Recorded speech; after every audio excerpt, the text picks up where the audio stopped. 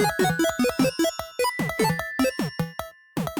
I'm Andrew Armstrong, welcome to the back office. I just wanted to talk to you briefly about my view on the world of VR, because we know at the moment that there's a lot going on in VR and it's all in the news, it's on your CES, it's at all your shows, your gadget shows and things like that. Everybody and their dog are trying to make and sell a VR headset. So is this something that we should get excited about? Yeah, probably. Maybe excited in the same way that we got excited about 3D television. And it's quite interesting because VR is also, not just a means for viewing pictures and video and those sorts of things, but also a platform now for playing games. So companies like Oculus, of course, are very big on that. And the idea is that there are going to be certain games that you'll really only play using VR technology and headsets. So, that's an interesting aspect of it. But is it just a flash in the pan?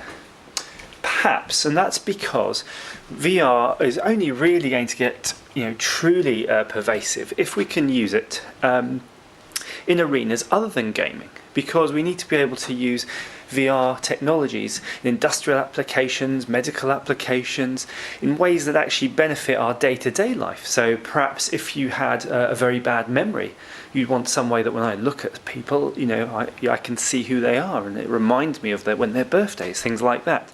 So perhaps one aspect of VR that's quite interesting that isn't really as covered, and that's the idea of augmented reality. And if you remember a while back, Google themselves tried to do this with their Google Glass technology. And I think Microsoft now are really entering the arena with their HoloLens. Now Microsoft are actually very clever because they've seen where the tide is going, and the fact if you can wear a pair of glasses, ideally something as neat as a pair of sunglasses like your standard Ray-Bans, and then get the ability to have an augmented overlay onto that, then there's going to be a heck of a lot more people interested in that, because really everybody can use that, and they can use it in all those settings. So the one issue wearing VR headsets now is that you can't see around you when you've got them on. Clearly you're blinkered. And that not only is weird because there could be perverts next to you, but really it means you can only use them sitting down. And when you're sitting down, you don't really get the benefit of looking all around because you're sat in one position. So actually having just a screen in front of you that could display 3D as necessary, but that you can control and see through, is going to be really remarkable.